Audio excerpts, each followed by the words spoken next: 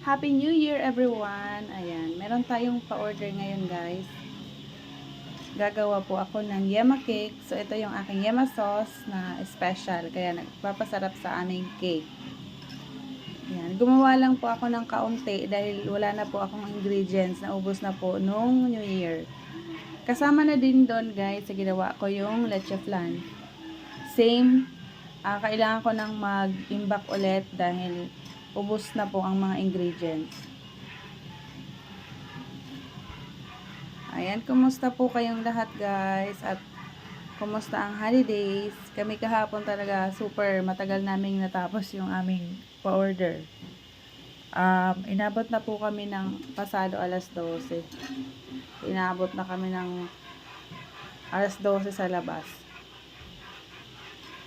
Yun lang. So guys, ito pinapalapot lang to. Tapos ilalagay ko na to sa yema.